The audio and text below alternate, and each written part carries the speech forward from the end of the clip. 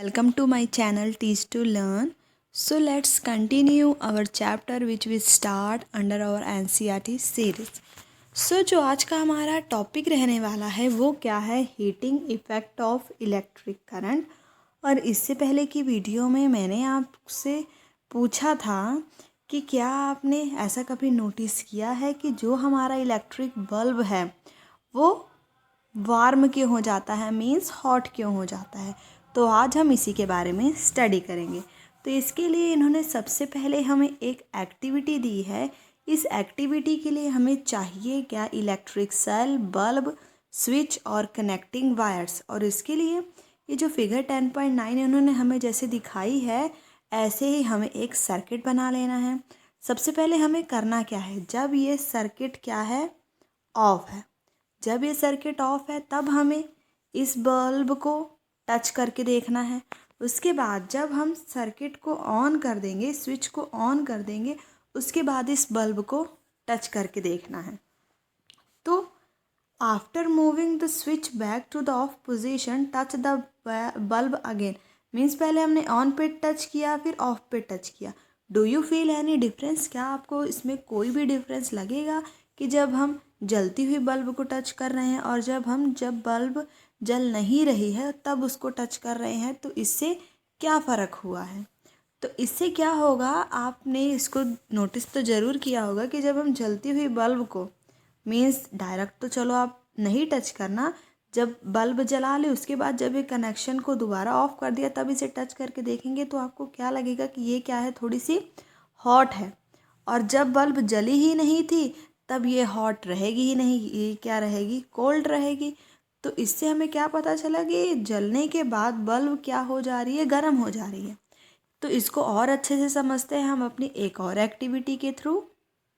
जो next activity है इसके लिए हमें क्या चाहिए, दो नेल्स चाहिए। और इन दोनों नेल्स में ये जो वायर बांधी हुई है ये कौन सी वायर है, नाइक्रोन की वायर है, जो हमें कहाँ से मिल सकती है, या तो इलेक्ट्रिक रिपेयर शॉप से आप इसे ले सकते हैं, या फिर अगर कोई भी इलेक्ट्रिक हीटर आपका ख़राब है तो उसमें ना ऐसे ऐसे करके कॉइल्स बनी रहती हैं, तो आप उस कॉइल का यूज़ करके उस मतलब ये कॉइल में नाइक्रोन की वायर ही होती है, तो आप उसमें से नाइक्रोन की वायर का यूज़ कर सकते हैं।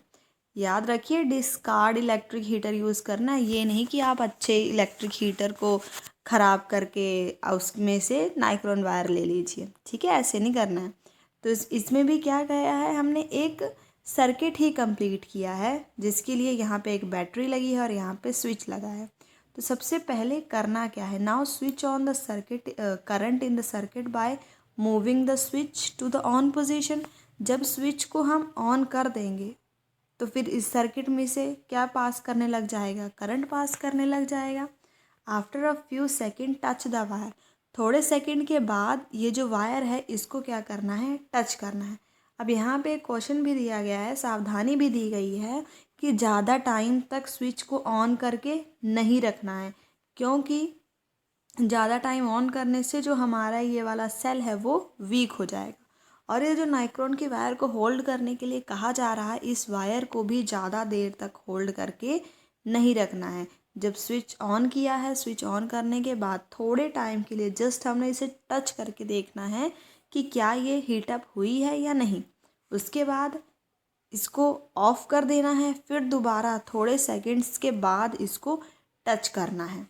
तो क्या हमें फील होगा, द वायर गेट हॉट। फिर हमने क्या देखा, जो वायर है वो हॉट हो गई है जब उसमें से इलेक्ट्रिक करंट पास कर रहा है।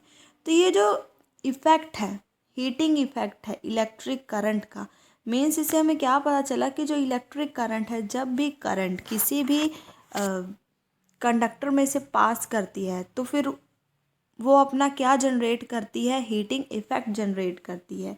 तो जो करंट है उसका क्या होता है, हीटिंग इफ़ेक्ट होता है। इसी के कारण इसने इस बल्ब को भी हीट अप किया, और जो हमने यहाँ पे सेकंड एक्टिविटी की उसमें इसने इस नाइक्रोन की वायर को भी हीट अप किया, क्योंकि इन दोनों में से ही इलेक्ट्रिक करंट पास हो रहा था। अब हमने देखा हीटिंग इफ़ेक्ट तो इलेक्ट्रिक करंट शो कर रहा है, तो क्या इसका कोई यूज़ भी है। यस, इसके यूज़ हैं, जैसे कि इस फिगर में भी दिखाया हुआ है। यहाँ पे क्या है, इलेक्ट्रिक रूम हीटर या फिर इलेक्ट्रिक हीटर जिसे हम कुकिंग के लिए यूज़ करते हैं। इन सारी चीज़ों में इलेक्ट्रिक करंट के जो हीटिंग इफेक्ट है वो यूज़ होता है। All these contain a coil of wire, this coil of wire is called element. अब जैसे मैंने आपको पहले भी बोला कि यहाँ पे ये जो दिख रहा है ना, ये सब क्या है, कॉइल ऑफ वायर्स है, और इन्हीं कॉइल्स ऑफ वायर्स को क्या कहा जाता है, एलिमेंट कहा जाता है। अब यहाँ पे बूझो कह रहा है कि उसने तो कभी जो एलिमेंट्स इलेक्ट्रिक आयरन इन सब में देखा ही नहीं है। तो पहेली उसे बताती है कि जो इलेक्ट्रिक अप्लायंसेस हैं, जैसे कि इमर्शन हीटर हो गया, हॉट प्लेट हो गया, आयरन्स हो गए, कैटल्स हो गई, हेयर ड्रायर हो गए, इन सब में एलिमेंट्स तो होते हैं, पर वो एलिमेंट्स कहाँ होते हैं, वो इन सब के अंदर होते हैं। जैसे कि यहाँ पे इन्होंने हमें आयरन को ओपन करके दिखाया हुआ है कि कैसे इसके अंदर एलिमेंट्स हैं और ये उसके अंदर इंसर्ट करे हुए हैं। ये हमें जब हम इसे ओपन करेंगे तब हमें दिखाई देते हैं। You may have noticed that when these appliances are switched on, after connecting to the electric supply, their elements become red hot and give out heat। अब हमें पता है, जैसे अगर हम इस आयरन को ही ले लें, जब हम इसे इलेक्ट्रिक सप्लाई से कनेक्ट करते हैं तब इसके जो एलिमेंट्स होते हैं वो क्या होते हैं, रेड हॉट होंगे, और जब ये रेड हॉट होंगे तो उसके बाद ही ये हीट जनरेट करेंगे, और उसी जनरेटेड हीट से हम अपने कपड़े क्या करते हैं, प्रेस करते हैं। या फिर हम इसको भी ले सकते हैं कि इसके भी जब हम इसे इलेक्ट्रिक सप्लाई से कनेक्ट करते हैं तब इसके एलिमेंट्स भी क्या होंगे, हीट अप होंगे, और फिर ये हीट जनरेट करेंगे। The amount of heat produced in a wire depend on it's material length and thickness. अब कोई भी मटीरियल कितना हीट प्रोड्यूस करेगा, वो कोई भी वायर कितना हीट प्रोड्यूस करेगा, वो किस पे डिपेंड कर रहा है कि जो हमने वायर लिया है वो किस मटेरियल का लिया है, उसकी लेंथ कितनी है और उसकी थिकनेस कितनी है। थस फॉर डिफरेंट रिक्वायरमेंट्स, इसका मतलब अलग अलग रिक्वायरमेंट्स के लिए अलग अलग मटेरियल के वायर भी यूज़ किए जाते हैं, डिफरेंट लेंथ और डिफरेंट थिकनेस के वायर्स यूज़ किए जाते हैं अलग अलग रिक्वायरमेंट्स के लिए। द वायर यूज्ड फॉर, जैसे कि हमने देखा इलेक्ट्रिक सर्किट्स के लिए नॉर्मली हम जो वायर यूज़ करते हैं वो क्या होते हैं, हॉट नहीं होते हैं, क्योंकि हमने यहाँ पे देखा ये जो हम यहाँ पे सर्किट में ये जो वायर यूज़ कर रहे हैं, अगर आप इसे नॉर्मली टच करके देखेंगे तो क्या होगा, ये हॉट नहीं होंगे। पर दूसरी तरफ जो इलेक्ट्रिक अप्लायंसेस हैं, जैसे हमने आयरन देखा, हीटर देखा, उनके एलिमेंट्स क्या हो जा रहे हैं, हीट अप हो जा रहे हैं। जैसे कि हमें इजीली विजिबल भी है हीटर में कि उसके जो एलिमेंट्स हैं हीट अप हो जा रहे हैं और वो हमें हीट दे रहे हैं। नेक्स्ट क्या है, the filament of an electric bulb get heated to such a high temperature that it start glowing. अब हमें पता है ये जो बल्ब है, ये बल्ब एक्चुअली डायरेक्ट ग्लो नहीं करता कि हाँ बल्ब ही पूरा पूरा ग्लो करने लगे। इसके अंदर का ये जो फिलामेंट है यही हीटअप होता है जब इलेक्ट्रिक सप्लाई पास करती है, और जब एक डेफिनेट हाई टेम्परेचर के बाद ये हीटअप होगा तो उसी के बाद ये क्या करेगा, स्टार्ट ग्लोइंग, मीन्स ये रोशनी देना शुरू करेगा। अब पहले क्या है, यहाँ पे जो बल्ब दिखाई गई है ये कौन सी बल्ब है, इनकैंडेसेंट बल्ब है। जो incandescent electric bulb are often used for lightning, इन्हें हम लाइटनिंग के लिए यूज़ करते हैं, but they also give heat. अगर पहले हम इस तरह की बल्ब का यूज़ करते थे तो आपने नोटिस किया होगा कि जो इस तरह की बल्ब होती थी ना, ये बहुत ही जल्दी हीटअप हो जाती थी। इट मीन्स कुछ पार्ट इलेक्ट्रिसिटी का, ये ज़्यादातर जो पार्ट है इलेक्ट्रिसिटी का किस में यूज़ कर देती थी, हीट को प्रोड्यूस करने में। तो इससे क्या होता था, जो इलेक्ट्रिसिटी की वेस्टेज है वो बहुत ज़्यादा होती थी।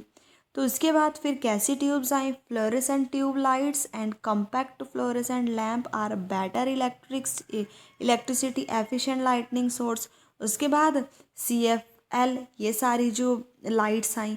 पर आजकल हम जो लाइट यूज़ कर रहे हैं वो कौन सी यूज़ कर रहे हैं, LED, जिसकी फुल फॉर्म क्या है, light emitting diodes. For producing a given intensity of light, LED consume less electricity as compared to the, अब जो LED है वो इनकैंडेसेंट बल्ब से भी, और जो फ्लोरेसेंट ट्यूब्स हैं या फिर CFLs हैं, इन सबसे ज़्यादा एफिशिएंट। जैसे यहाँ पे क्या दिखाया हुआ है, ये क्या है, ट्यूब है, ये क्या है, CFL है, और ये क्या है जो कांच की होती थी, ये क्या थी, इनकैंडेसेंट बल्ब है। और यहाँ पे जो दिखाया जा रहा है ये कौन सी बल्ब है, LED, जो आजकल हम अपने घरों में प्रेफर करते हैं यूज़ करना, क्योंकि ये इलेक्ट्रिसिटी एफिशिएंट भी है और इससे ज़्यादा मतलब जो वेस्टेज पहले हीट की हुआ करती थी वो भी नहीं होती है। तो इसीलिए हमें ये एडवाइस किया जाता है कि हमें इलेक्ट्रिसिटी एफिशिएंट बल्ब ही यूज़ किया करना चाहिए। अब जो ब्यूरो ऑफ इंडियन स्टैंडर्ड है उन्होंने एक मार्क दिया हुआ है ISI का, कि इसका मतलब है कि जिन प्रोडक्ट्स पे ISI का मार्क है हमें ऐसे ही इलेक्ट्रिक अप्लायंसेस यूज़ करने चाहिए। Note, fluorescent tubes and CFLs contain mercury vapours. अब हमें जैसे देखा कि जो ट्यूब्स हैं आखिर ये भी बंद क्यों हो गई, क्योंकि इनमें क्या होता था, मर्करी वेपर्स होते थे जो नेचर के लिए टॉक्सिक होते थे। इसीलिए कि जब ये ख़राब हो जाते थे तो इनका डिस्पोज ऑफ करना थोड़ा मुश्किल होता था और इन्हें हमें ईज़िली नहीं, सेफली हमें इनको डिस्पोज करना पड़ता था, क्योंकि ये हमारे नेचर के लिए टॉक्सिक थे। इसीलिए ये जो ट्यूब हैं और ये जो CFL है इनका भी यूज़ होना बंद हो गया। आजकल सिर्फ हम कौन सी बल्ब का यूज़ कर रहे हैं, LED बल्ब्स। तो यहाँ पे बेसिकली हमने LED बल्ब्स के फ़ायदे देखे। तो आप कमेंट बॉक्स में सर्च ज़रूर करना कि जो LED बल्ब्स हैं क्या इसके कोई डिसएडवांटेज भी हैं। डिसएडवांटेज आप इसे ज़रूर सर्च करना कि इसके कोई डिसएडवांटेज है, अगर आपको कोई मिले तो कमेंट बॉक्स में ज़रूर बताना। तो ये तो बात हो गई कि हमने क्या स्टडी किया, ये जो इनकैंडेसेंट बल्ब है पहले यो यूज़ करते थे और आजकल हम LED यूज़ करते हैं। नेक्स्ट क्या है, if a large current pass through a wire the wire में become so hot that it may even melt and break. यहाँ पे कहा जा रहा है कि अगर ज़्यादा करंट किसी वायर में से पास हो तो क्या वो मेल्ट होके ब्रेक हो जाती है। तो इस चीज़ को चेक करने के लिए चलो हम एक एक्टिविटी करते हैं कि क्या ऐसा सच में होता भी है। तो यहाँ पे जो नेक्स्ट इन्होंने एक्टिविटी दी है वहाँ पे भी इन्होंने क्या कहा है, जो यहाँ पे हमने 10.3 एक्टिविटी करी थी जिसमें हमने यहाँ पे क्या यूज़ किया था, नाइक्रोन की वायर यूज़ करी थी और यहाँ पे सिंगल एक सेल यूज़ किया था। पर हमें 10.4 एक्टिविटी में क्या कह रहा है कि यहाँ पे हमने कौन सी जो वायर है नाइक्रोन की वायर को छोड़ के हमने कौन सी वायर यूज़ करनी है, स्टील वूल। ये जो स्टील वूल होती है ये हम नॉर्मली यूटेंसिल्स को क्लीन करने के लिए यूज़ करते हैं। अगर आपको नहीं पता, क्योंकि ये थोड़ी लोहे जैसी होती है, अगर आपको नहीं पता तो आप अपनी मम्मी से ज़रूर पूछना, उन्हें पता होगा कि जो यूटेंसिल्स को क्लीन करने के लिए कौन सी जो लोहे की जैसे तार जैसी होती है उसे यूज़ किया जाता है। तो उसी की वायर यहाँ पे ली गई है। If there are any fan, अब इसको एक्टिविटी को करने के लिए हमें क्या करना है, फ़ैन वगैरह सब कुछ स्विच ऑफ कर देना है और यहाँ पे हमें बैटरी चाहिए 4 सेल्स की, क्योंकि हमने देखा था सेल्स को मिला के क्या बन जाता है, बैटरी बन जाता है। तो जब हम देखेंगे यहाँ पे क्या किया है, अब हमने नाइक्रोन वायर की जगह हमने स्टील वूल लगा दिया है और यहाँ पे सॉरी ये नहीं, यहाँ पे एक सेल की जगह 2 से 3 हमने बैटरी अटैच कर दी है इस तरह। ठीक है, तो इससे जब हम देखेंगे तो इससे हमारा कंक्लूज़न क्या निकलता है, अब हम वो देखते हैं। हम स्ट्रैंड्स ऑफ स्टील वूल को ऑब्जर्व करते हैं, देखते हैं क्या होता है। Does the strand of steel wool melt and break, तो क्या वो मेल्ट होके ब्रेक हो जाएगा। तो यस, इसके जो स्टील वूल्स के वायर हैं वो मेल्ट होके ब्रेक हो जाएगा। Wire made from such special material melt quickly and break when large electric current are passed through them. अब जो वायर, ऐसी वायर जिनमें अगर ज़्यादा इलेक्ट्रिसिटी पास हो, क्योंकि हमने क्या देखा, हमने 3 से 4 सेल मीन्स की बैटरी यूज़ करी, तो इसका मतलब उसमें ज़्यादा इलेक्ट्रिसिटी पास हुई। तो अगर ऐसी वायर जो ज़्यादा इलेक्ट्रिक करंट के पास होने के बाद मेल्ट होकर टूट जाएं तो इन वायर का तो कोई यूज़ ही नहीं होना चाहिए, पर ऐसा नहीं है। इस तरह की वायर्स भी यूज़ होती हैं इलेक्ट्रिक फ्यूज़ बनाने के लिए। अब आपने फ्यूज़ वर्ड तो ज़रूर सुना होगा। तो इससे होता क्या है, in all buildings fuse are inserted in all electric circuits. अब ज़्यादातर जो बिल्डिंग्स हैं उसमें फ्यूज़ इंसर्ट किया जाता है हर एक इलेक्ट्रिक सर्किट्स में। आखिर ये क्यों किया जाता है? तो उसमें फ्यूज़ में एक मैक्सिमम लिमिट सेट की जाती है करंट की, कि जो उस सर्किट में से सेफली फ्लो हो सके। पर अगर कभी भी जो करंट की लिमिट, जो हमने सेफ्टी लिमिट सेट करी, अगर उससे इंक्रीज़ हो जाएगी तो जो वायर्स होंगे वो क्या हो जाएंगे, ओवर हीटेड हो के उनमें आग भी लग सकती है अगर हमने फ्यूज़ को इंसर्ट नहीं किया है। पर अगर हमने, जैसे हमने अभी कहा कि अगर उसमें फ्यूज़ इंसर्ट है तो अगर उसमें से ज़्यादा करंट पास करेगा तो वो जो फ्यूज़ है वो ब्लो ऑफ होके ब्रेक हो जाएगा। और जब ब्रेक हो जाएगा तो जो सर्किट है, सर्किट भी ब्रेक हो जाएगा। जब सर्किट ब्रेक हो जाएगा तो फिर जो फायर या फिर वायर का ओवरहीट करने के कारण वायर में आग लगने का खतरा ये क्या हो जाएगा, रहेगा ही नहीं।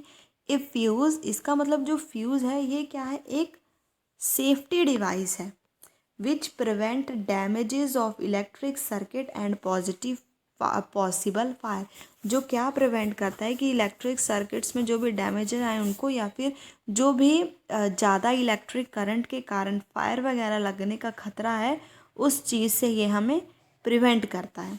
जैसे हमने यहाँ पे इस एक्टिविटी में भी देखा कि ज़्यादा इलेक्ट्रिक करंट जब पास किया, जब ज़्यादा इलेक्ट्रिक करंट हमने इसमें से पास किया तो ये जो वायर थी वो क्या हो गई, ब्रेक हो गई।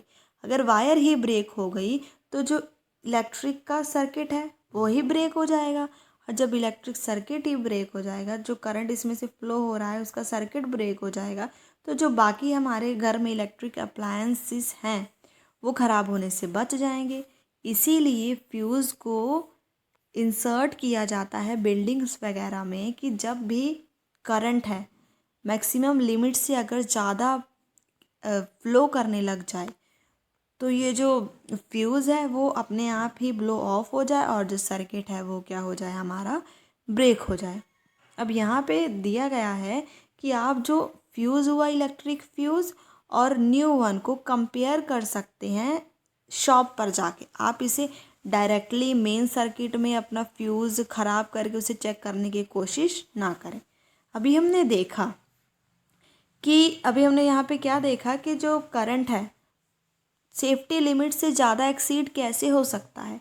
One reason for excessive current in electric circuit, इसका एक रीज़न क्या है, is the direct touching of wire, कि जब वायर्स आपस में डायरेक्ट टच करने लग जाते हैं तब जो करंट है वो एक्सेस हो जाता है इलेक्ट्रिक सर्किट में। अब वायर आपस में डायरेक्टली टच कैसे करेंगे, अगर वायर के ऊपर का जो इंसुलेशन है वो या तो फट गया हो या फिर ख़राब हो गया। जैसे हमने देखा है वायर है उसके ऊपर एक प्लास्टिक की कवरिंग होती है, अगर वो कवरिंग ही ख़राब हो गई हो तो उससे क्या होगा, वायर्स एक दूसरे से डायरेक्टली टच हो जाएंगे जिससे क्या हो सकता है, शॉर्ट सर्किट हो सकता है। और दूसरा रीज़न क्या है एक्सेसिव करंट का, जब हम सिंगल सॉकेट से ही बहुत सारे डिवाइस को कनेक्ट कर लें तो ओवरलोड हो जाता है सर्किट पे।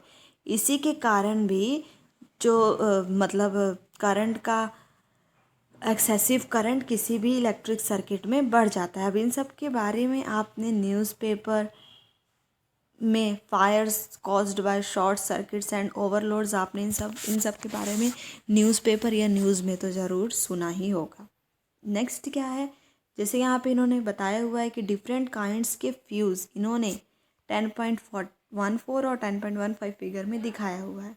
जो 10.14 फिगर है इसमें हमें ऐसे फ्यूज़ दिखाए गए हैं जो हम बिल्डिंग्स वगैरह में यूज़ करते हैं। नेक्स्ट जो 10.15 फिगर है इसमें ऐसे फ्यूज़ दिखाए गए हैं जो इलेक्ट्रिक अप्लायंस जैसे कि जो हीटर है, जो आयरन है, उन सब में यूज़ किए जाते हैं। वी ऑब्ज़र्व द और इस जो नेक्स्ट लास्ट पार्ट डिस्कस करने से पहले हम एक और इम्पॉर्टेंट पॉइंट के बारे में देख लेते हैं, जो क्या है एमसीबी। आज के टाइम में हम एमसीबी को यूज़ करते हैं, किस लिए, MCB are increasingly being used in place of fuse. मतलब हमने क्या देखा, पहले हम फ्यूज़ को यूज़ करते थे, पर फ्यूज़ का क्या था कि अगर वो फ्यूज़ एक बारी ख़राब हो गया, ज़्यादा जब सर्किट में ज़्यादा इलेक्ट्रिसिटी पास हुई तो फिर उसका सिर्फ एक ही बार यूज़ होता था। पर उसकी जगह पे आजकल हम क्या यूज़ करने लग गए हैं, एमसीबी, जिसकी फुल फॉर्म क्या है, मिनिएचर सर्किट ब्रेकर। अब इससे क्या होता है, ये कैसे काम करता है, these are switches which automatically turn off when current in the circuit exceed the safe limit। अब इसमें क्या होता है, ये क्या जो दिखाया गया है ना, यही क्या है, स्विच है। ये स्विच ऑटोमेटिकली, जैसे अगर मान लो कि ये जब ऊपर है तो ये स्विच ऑन है, पर जब भी सर्किट में से हमारे ज़्यादा इलेक्ट्रिसिटी, ज़्यादा करंट पास करेगा सेफ लिमिट से ज़्यादा, तब ये स्विच अपने आप ही क्या करेगा, बंद हो जाएगा, नीचे हो जाएगा, automatically switch off. You turn them on and the circuit is once again complete. उसके बाद अगर जैसे जिस टाइम हमारा ये ऑटोमेटिकली ऑफ हो गया, जब करंट सर्किट में ज़्यादा पास किया, तो इसके बाद जब हम इसे दोबारा ऑन कर सकते हैं। तो इससे क्या फ़ायदा हुआ कि जब भी सर्किट मतलब करंट सर्किट में ज़्यादा ओवरलोड हुआ तो ये जो चीज़ हम यूज़ कर रहे हैं ये ख़राब नहीं हुई।